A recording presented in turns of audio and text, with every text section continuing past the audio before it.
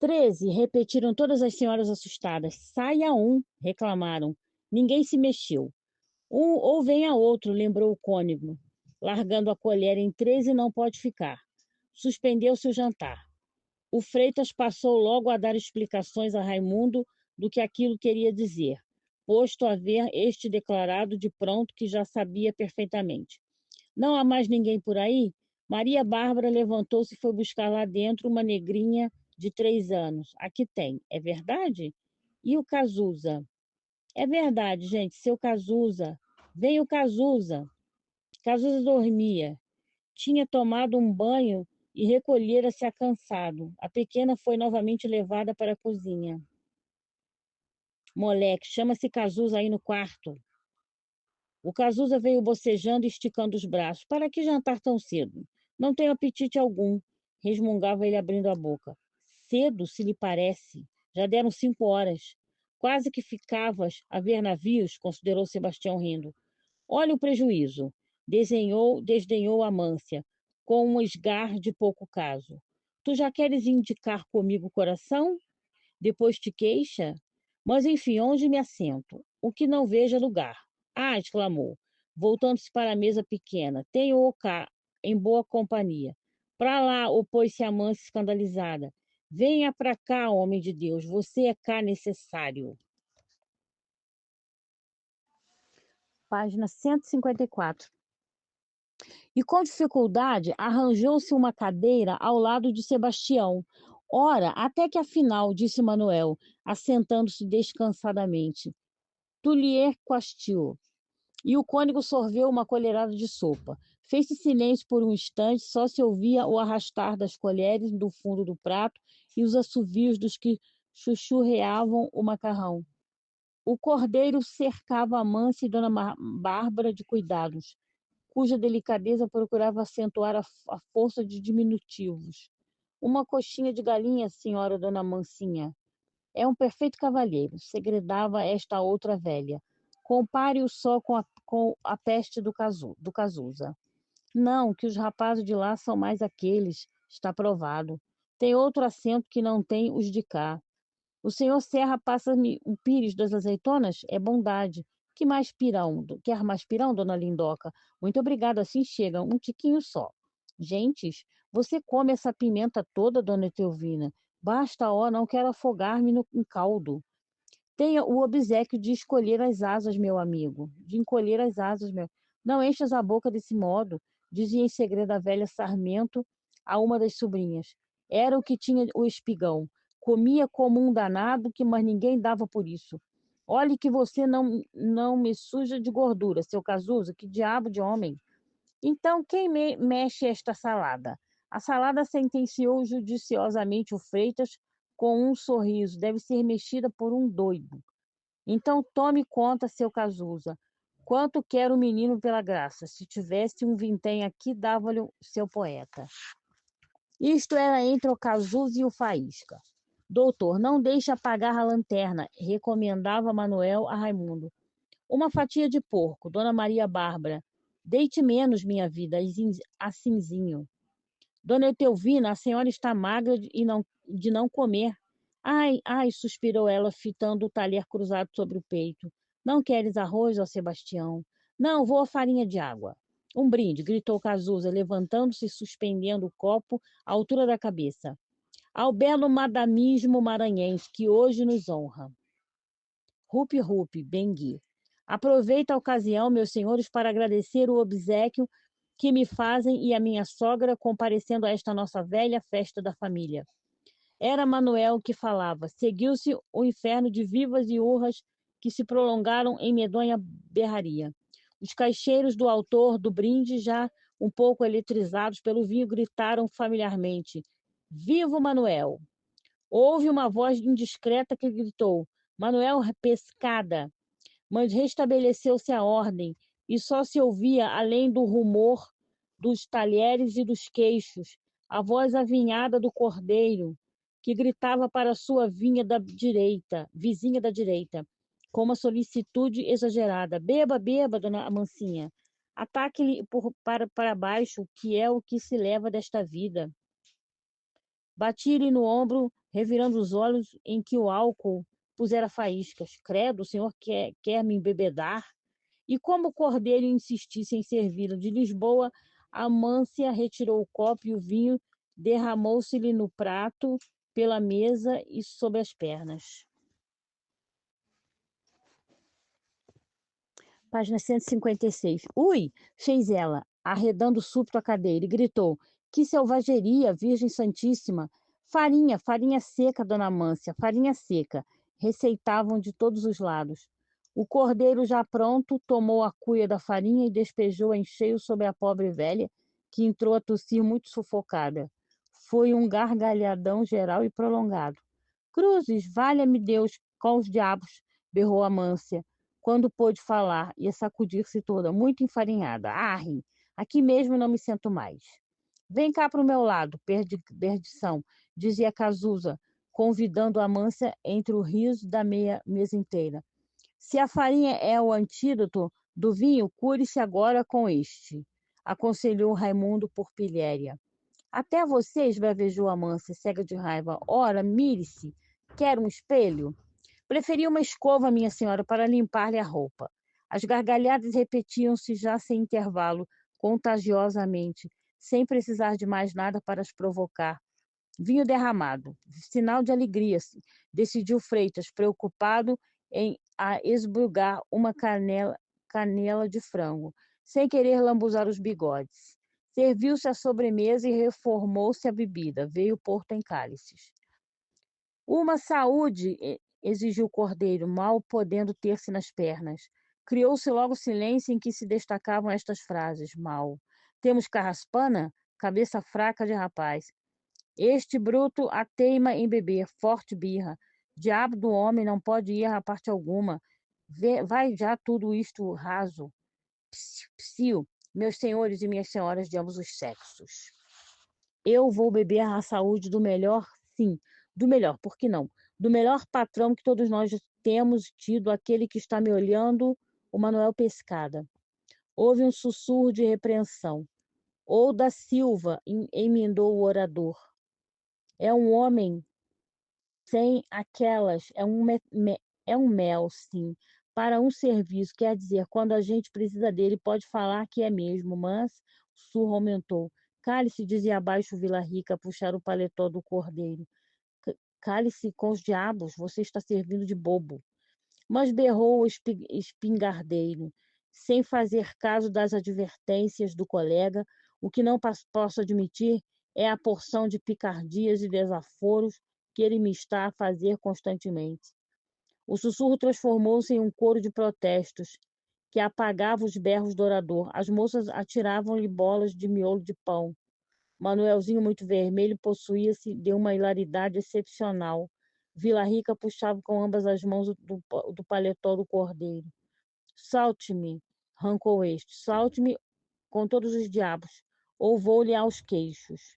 Meta-se lá com a sua vida e deixe-me. Quero desabafar. Sebo, não me calo, entende? Não me calo, porque não quero. Não me calo, não me calo. Sim, continuou em tom de discurso. Não admito os seus desaforos. Ainda outro dia, vivo Manuel, gritou um. Vivo, respondeu o coro. Seu Manuel, a sua. Rupa, rupa, rupa. Hip, hip, hurra. Banguê, gritou o cordeiro e quebrou o copo na mesa. É de quebrar. Só se fosse a tua cabeça, grandíssimo borracho, resmungou o Serra muito amassado. Atenção, atenção, meus senhores. Página 158. Era a voz do Faísca, acompanhada de palmas. Atenção. E tirou da algibeira uma folha de papel. Fez-se algum silêncio, e o Faísca, depois de puxar os punhos, começou a falar com uma voz aflautada, cheia de afetação, e com a minuciosa mímica dos míopes. A cabecinha inquieta, muito arrebitada, os olhos esticados, procurando alcançar o vidro das lunetas, a boca aberta e as ventas distendidas. Meus senhores, em tal dia eu não podia deixar de fazer uma poesia. É verso, declarou Bibina, a bater palmas, contente. Eu creio também que sim, que é uma poesia em verso. E por isso, continuou Faísca, calcando a luneta, que o suor fazia escorregar. Recorrendo às musas, ousei erguer a minha débil voz, para oferecer como penhor de estima e consideração ao senhor Manuel, digno negociante, matriculado da nossa praça, este modesto soneto, que se não prima, sim, se não prima. Primasse, gritou o cordeiro. Faísca, todo atrapalhado, procurava uma palavra. Vem os versos, vem a poesia, reclamavam. Filho da antiga terra de Camões, principiou o Faísca a recitar trêmulo. Filho da antiga terra de Camões, repetiu o cordeiro, arremedando-lhe a voz. Homem, você não se calará? Repreendeu Manuel. O recitador prosseguiu. Filho da antiga terra de Camões e nosso irmão de Leite e Companhia. Leite e Companhia, considerou o Serra na sua seriedade.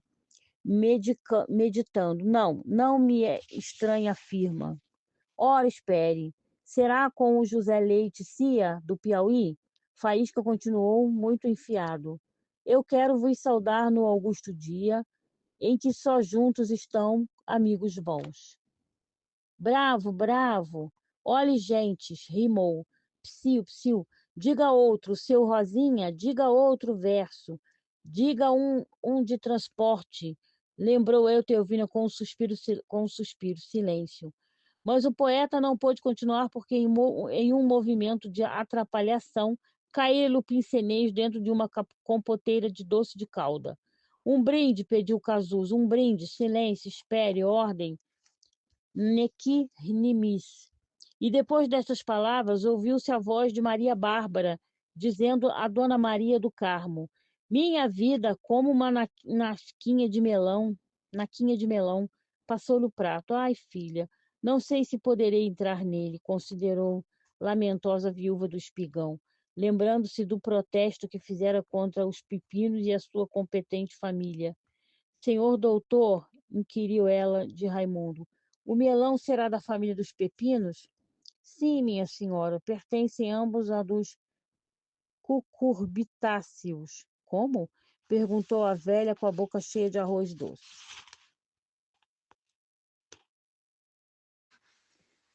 Página 160. Quer dizer, explicou logo Freitas, radiante por pilhar uma ocasião de expor os seus conhecimentos. Quer dizer que é um fruto cucurbitáceo da importante família dos dicotiledôneos, segundo Jussieu, ou das calicífloras, segundo De Candolle. Fiquei na mesma com a tal família dos califorchons. Que família? Que família? O que foi que fez ela? Algum escândalo? Aposto, fariscou Amância, pensando assanhada já, sentir o cheiro de uma intriga. Quando eu digo não há em quem fiar hoje em dia. Mas quem são esses danados? Qual é a família? É a dos cucurbitáceos. Ah, são estrangeiros. Já sei. É uma família de bifes que está morando no hotel da Boa Vista. É certo, agora me lembro. Até que ainda estou outro dia, uma sujeita ruiva, deve ser mulher ou filha do tal. Como se chama mesmo? Quem, dona Mância? A senhora está fazendo uma embrulhada da nossa morte. O tal inglês, que inglês? Ninguém aqui falou ingleses, nem franceses. E Maria do Carmo passou a explicar à amiga que se tratava de pepinos e melões. Cazuza continuava a discursar num brinde feito ao Serra, a uma de cujas filhas pretendia, já lhe tinha chamado Vênio e agora comparava a um lírio pendido na estrada. O bom homem escutava, sorrindo sem compreender, enquanto Raimundo, com a cabeça quase dentro do prato, suportava o Freitas, suspirando pelo fim do jantar para fugir-lhe. O maçante elogiava sua própria memória com a vaidade de costume. O senhor ainda não viu nada, segredava ele ao outro. Sei discursos inteiros, longos, que ouvi há 10 anos. Sei de cor, meu caro doutor, extensas poesias que apenas li 2 vezes. Não acho extraordinário? Dê certo. E o desalmado, como prova, entrou a recitar a judia. de Tomás Ribeiro, que tinha nesse tempo no Maranhão um cheiro ativo de novidade. Corria branda a noite, o tejo era sereno. Mais alto, reclamou da mesa pequena. O cordeiro com um grito não chega até cá. Queremos ouvir o recitativo. E como Raimundo conseguisse fazer calar o Freitas, aquele levantou-se arrebatadamente e pôs-se a estropiar uma chula. Carolina, que horas são estas? 9 horas, no bronze da torre. Cante antes o não quero que ninguém me prenda, aconselhou Eufrasinha com uma risada. Gentes, disseram outras moças admiradas do desembaraço da viúva. Cordeiro obedeceu e, trepando na cadeira, tomou uma garrafa pelo gargalo, ergueu-a e berrou o que então representava na província o hino dos borrachos. Eu não quero que ninguém me prenda, aê, debaixo do meu pifão, quando fores de noite à rua, aê, leva cheio o garrafão. Seu soldado, não me prenda, não me leve para os quartéis. Eu não vim fazer barulho, vim buscar minha mulher. Página 162. Aiê, debaixo do meu pilão, quando fores de noite à rua, aiê, leva cheio o garrafão. A pouco e pouco iam todos a menos os dias acompanhando em coro o terrível aiê e batendo até algumas senhoras com a faca nos pratos. Daí a nada era uma algazarra em que ninguém já se entendia. A confusão tornou-se afinal completa. Faziam-se brindes de braço entrançado, bebia-se de couros trocados, misturavam-se vinhos, soltavam-se gargalhadas estrepitosas, cruzavam-se projéteis de miolo de pão, quebravam-se copos, e dentro de todo esse tumulto destacava-se a voz rouca do Cazuza, que insistia no seu brinde ao Serra, a quem agora a chamava berrando, poeta do comércio, colosso de negócios. As senhoras tinham-se já levantado dos lugares e palitavam os dentes, encostadas às competentes cadeiras, meio entorpecidas na repleção do estômago. A noite fechava-se. Maria Bárbara afastara-se para dar providência sobre a luz. Ouvia-se uma voz a discutir gramática com o Faísca. Cordeiro que se calara, afinal, caíra em prostração, derreado na cadeira e com as pernas estendidas em cima da que Amância deixara vazia. Entretanto, o Freitas, sempre teso, sem alteração alguma na sua roupa de brim engomado, pediu vênia para erguer um modesto brinde. Limpou a superfície dos lábios com o guardanapo dobrado, que pousou depois vagarosamente sobre a mesa. Passou a enorme unha do seu dedo mínimo no desfibrado bigode e, fitando uma compoteira de doce de pavocas, erguida a mão direita na atitude de quem mostra uma pitada, declamou com ênfase: Meus ilustres senhores e respeitabilíssimas senhoras, houve uma pausa. Não poderíamos, pela ventura, terminar satisfatoriamente esta tão pequena como antiga e tradicional festa de família, sem brindarmos uma pessoa respeitável e digna de toda a consideração e respeito? Por isso eu, senhores, o mais insignificante, mais insuficiente de todos nós, não apoiado, não apoiado. Apoiado, dizia o cordeiro com os olhos vidrados. Sim, eu, cuja voz não foi bafejada pelo dom sagrado da eloquência, eu que não possuo a palavra divina dos Cíceros, dos Demóstenes, dos Mirabel, dos José Estevão, etc., etc., eu, meus senhores, vou brindar a quem? E desenrolou um repertório interminável de fórmulas misteriosas apropriadas à situação, exclamando no fim, cheio de sibilos, inútil a dizer o nome. Todos perguntavam entre si com quem seria o brinde. Houve teimas, fizeram-se apostas. Mais do que inútil a dizer o nome, prosseguiu o discursador, saboreando o efeito da sua impenetrável alusão. Mais do que inútil é dizer o nome. Portanto, já sabeis de sobra que falo com referência à excelentíssima senhora Dona, nova pausa, Maria Bárbara Mendonça de Melo. Fez-se uma balbúrdia de exclamações. Dona Maria Bárbara, Dona Maria Bárbara, gritavam muitas vozes, e todos se voltaram para o interior da casa. Minha sogra, Dona Babu, Dona Maria Bárbara. Ela apareceu afinal trazendo na mão um candeeiro aceso. Cá estou, cá estou. E toda desfeita em risos, pôs o candeeiro sobre a mesa e bebeu do primeiro copo que lhe levaram à boca. Seguiu-se um formidável rup, hipi hipi urra, e a música atacou o hino brasileiro. O nosso hino, disse misteriosamente o Freitas a Raimundo, tocando-lhe o ombro, um dos mais lindos que conheço. Página 164. Chite com os diabos, resmungou o Dias, empalidecendo e levando as mãos à cabeça. Que é, que é? Voltaram-se todos para ele. Nada, nada. Disfarçou sem despregar mais os lábios. É que só agora, à vista da luz, se lembrara de não haver apagado a vela do quarto de Maria Bárbara. Serviu-se o café, vieram os licores, o conhaque e a cana-capim. O Dias sentia-se cada vez mais preocupado. Ora que ferro! Esquecer-se de soprar aquela maldita vela, que diabo! Podia haver um incêndio e lá ir tudo pelos ares. Sebastião Campos desapareceu com o Cazuza, levando a sua cesta de fogos, e todos os outros, mais ou menos excitados pelas libações, aproximaram-se das anteparas da varanda. Cerrara-se completamente a noite. Viam-se já os pirilampos da quinta, palpitando na sombra. Punha-se nova mesa para os músicos, que continuavam a tocar. O cordeiro sapateava um fadinho ao som do hino nacional, mal podendo ter-se nas pernas. O Serra, boleando o seu respeitável ventre, foi desafiado pela gorda Lindoca, e dançaram ambos.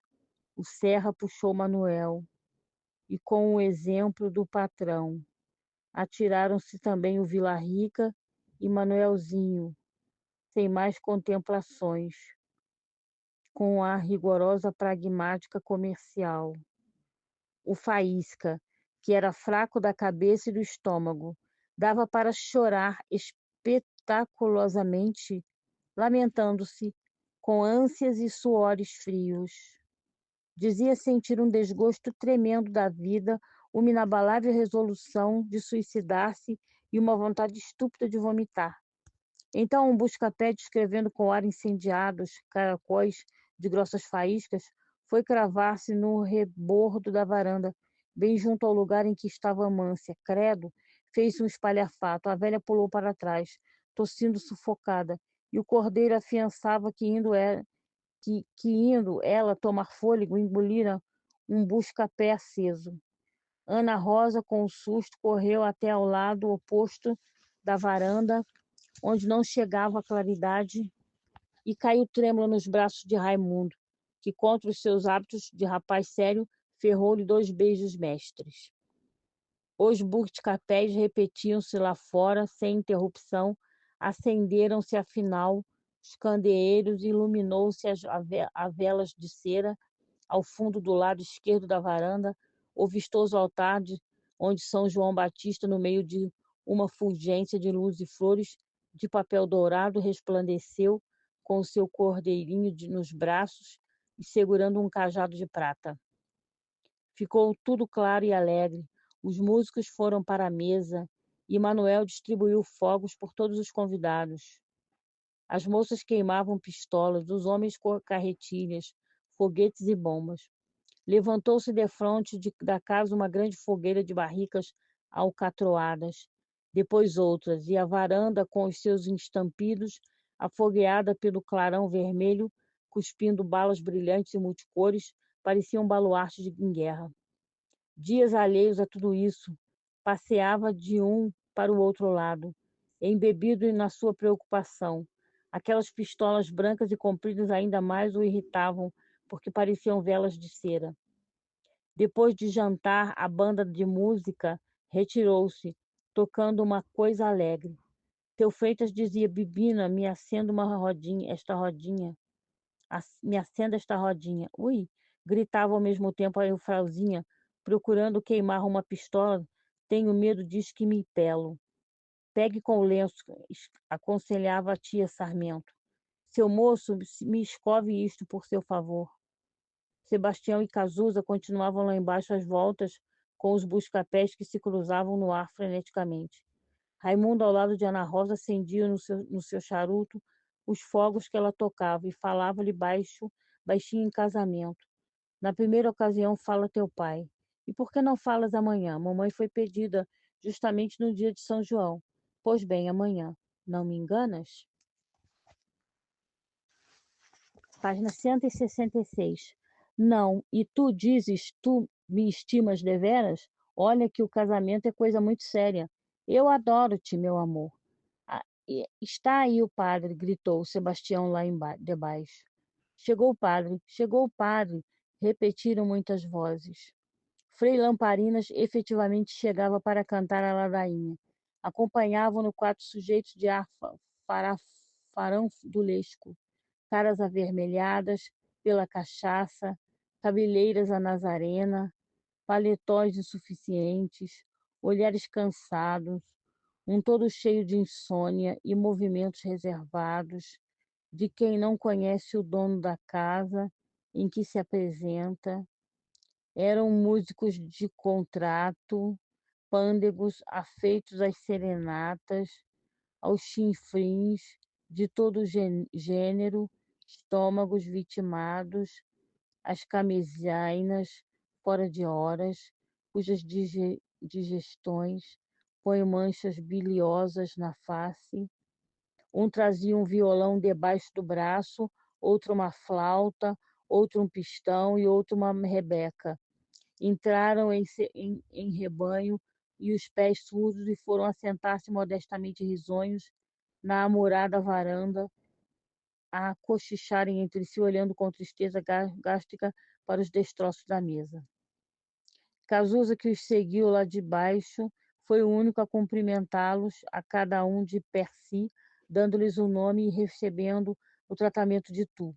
Fez-se logo vir uma garrafa e serviu-se com intimidade a rir, lembrando-lhes outras patuscadas em que estiveram juntos.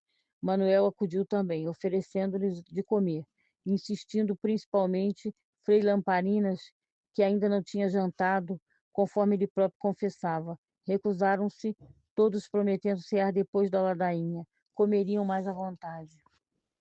Pois então vamos à ladainha. E dispuseram-se para a nova festa que ia principiar. Sebastião Campos continuava na quinta a soltar os seus busca-pés e as suas formidáveis bombas que estrondavam como canhões. Só tocava fogo fabricado por ele próprio. Não tinha confiança nestes fogueteiros de meia tigela. As barricas estalavam em labaredas fiscalizadas por Benedito. Havia por toda a parte uma reverberação vermelha e um cheiro marcial de pólvora queimada. Defronte da casa, as árvores erguiam-se, arremedando uma apoteose de inferno. As mãos encardiam-se, as roupas queimavam-se com faíscas. Algumas pessoas saltavam às fogueiras, outras de mão dada de braços erguidos passeavam em torno delas com solenidade, arranjando compadrescos.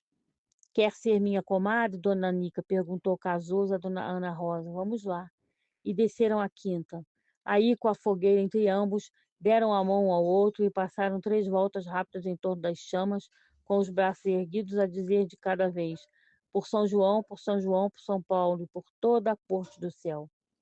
Na varanda, Lamparinas dava tranquilamente no meio de um grupo a notícia de ter havido incêndio na cidade. Onde? Perguntaram assustados. Na Praia Grande. Dias sem dar uma palavra, tirou-se de carreira para a quinta e desapareceu logo na Alameda de Mangueiras. Freitas expôs a Raimundo o grande inconveniente daquele brinquedo bárbaro do fogo. Quase sempre nos dias de São João e São Pedro havia incêndios na cidade. Os negociantes apertados aproveitavam a ocasião para liquidar a casa. Entretanto, Serra, apontando para o lugar onde desaparecera o caixeiro de Manuel, dizia ao ouvido deste aquilo. É que é um empregado de Cruz, seu colega. Tenho inveja de você, acredite, vale quanto pesa. Lamparinas procurava tranquilizar o ânimo dos dois negociantes, declarando que o fogo era na praça do comércio e que não atingira grandes proporções. Àquela hora talvez já não houvesse vestígio dele. Varreu-se a varanda em todos os seus 4 lados. Estenderam-se esteiras de meaçabas sobre o tijolo, no lugar em que as devotas teriam de ajoelhar-se. Acenderam-se mais algumas velas no altar, onde Frei Lamparinas ia recitar a sua milésima ladainha, segundo o que nesse momento acabava de dizer o Freitas. Milésima? Perguntou Raimundo pasmado. Admira-se, hein? Vou ver o homem da unha grande. Pois olhe só, neste sítio, a julgar de um pequeno cálculo que me dei ao trabalho de fazer, tem ele engrolado nunca menos de 657 ladainhas. E, a propósito, Freitas contou minuciosamente o clássico costume daquela festa de São João. Hoje não se faz nada à vista do que já se fez, dizia. Bons regabofes tivemos no tempo do coronel, em que se faziam novenas e trezenas de São João, e era dançar para aí toda noite, sem descansar. Meu amigo, era uma brincadeirazinha que rendia seguramente meio mês de verdadeira folia. E com um ar misterioso, como quem vai fazer uma revelação de suma importância, quer que lhe diga aqui entre nós, as moças de hoje não valem as velhas daquele tempo. E o maroto cascalhou uma risada, como se houvera dito alguma coisa com graça. Os fogos continuavam ainda e os ânimos persistiam quentes, quando de improviso se abriu a porta de um quarto e o padre Lamparinas apareceu, todo paramentado, com a sua sobrepeliz nova, o livro da reza entre os dedos, os óculos montados no nariz adunco, os passos solenes, o ar cheio de religião, e arvorou-se nos degraus do altar, anunciando que ia dar começo à ladainha. Houve um prolongado rumo de saias e as mulheres ajoelharam-se defronte do padre. Do alto, contra a luz das velas de cera, desenhava-se em sombrinha o vulto do Lamparinas, anguloso, com os braços levantados para o teto, no êxtase convencional. Os homens aproximaram-se todos, à exceção do Faísca, que dormia. Alguns ajoelharam-se também, atiraram-lhe fora os charutos em meio, atiraram-se fora os charutos em meio, deixaram-se em paz os buscapés e as bombas. Correu silêncio e a voz fúnebre do lamparina chiou confusamente a tua Domine. Então não temos jaculatória? Perguntou Amância, escandalizada.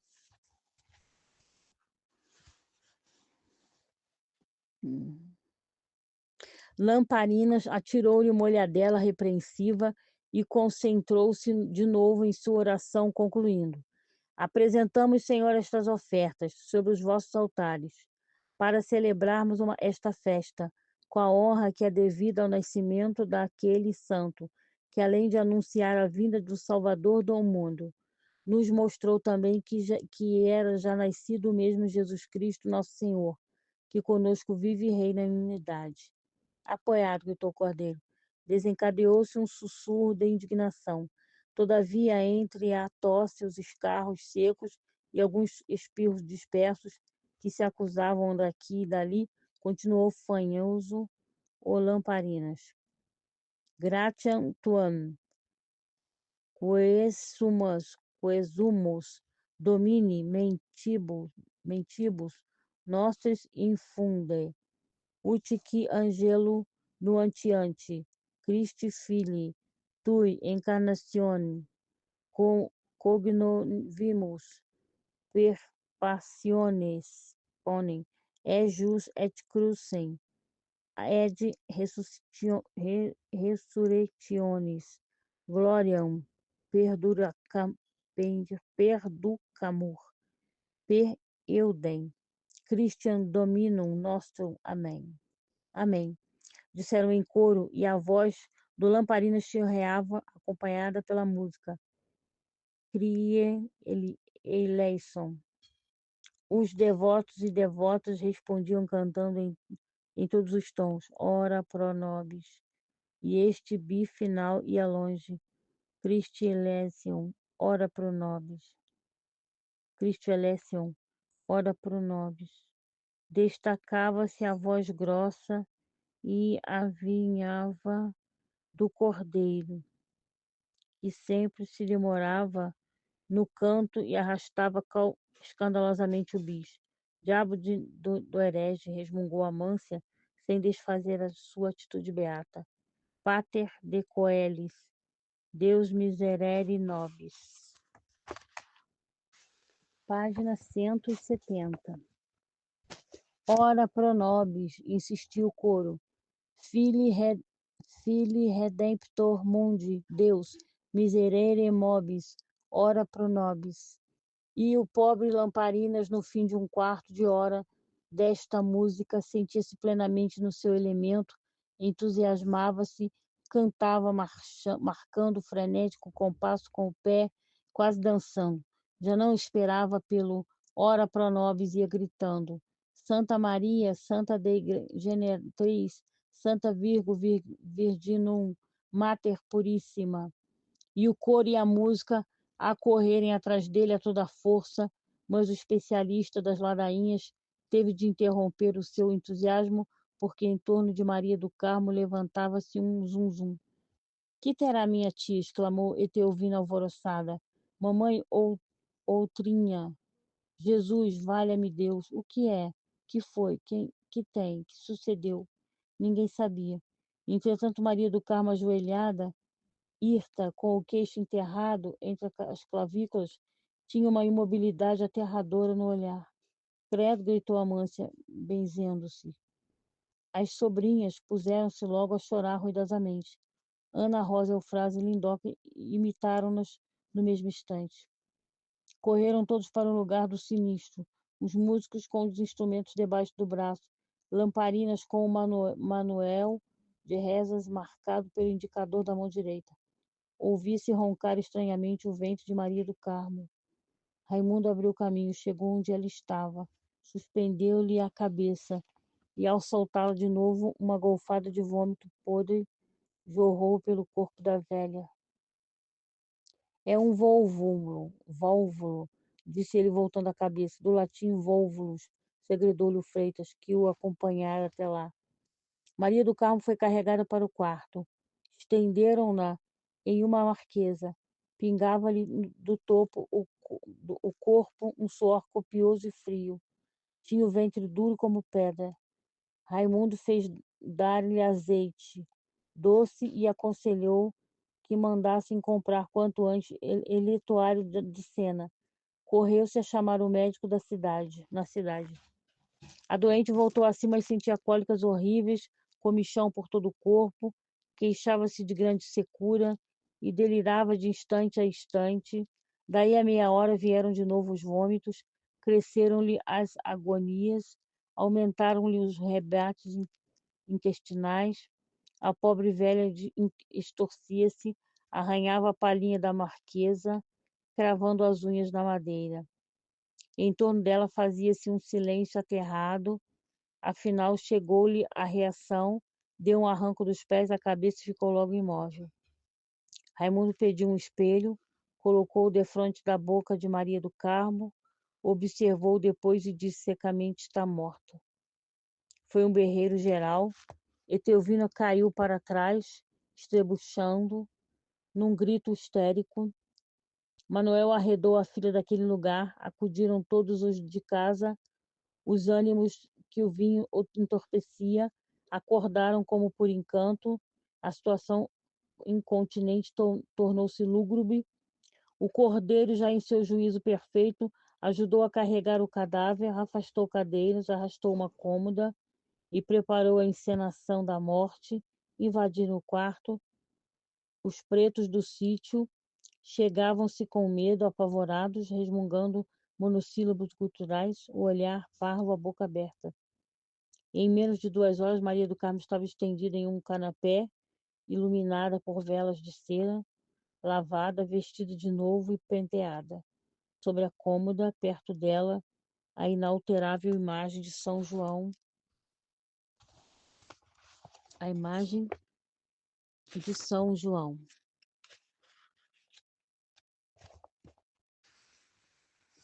Página 172. A imagem de São João Batista. E ajoelhado no tijolo, com o olhar fito no santo, o cônego de braços abertos balbuciava uma oração. Manuel expediu recados para a cidade. Seus caixeiros partiram todos. Maria Bárbara fechara-se no quarto e pusera-se a rezar com desespero de beata velha. A agitação era comum. Só Amância conservava o sangue frio. Estava no seu elemento. E vinha, dava ordem, dispunha, tudo aconselhava, ralhava, chorando quando era preciso, consolando os demasiados, dizendo rezas, citando fatos, governando, repreendendo aos que não obedeciam e pondo ela mesma em prática as suas prescrições. Às 10 horas da noite, uma rede de algodão enfiada numa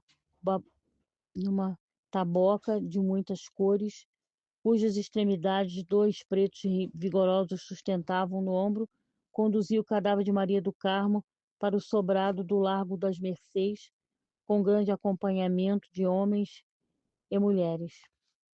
Benedito ia na frente, iluminando o fúnebre cortejo à luz ruiva de um enorme archote alcatroado que ele erguia sobre a cabeça.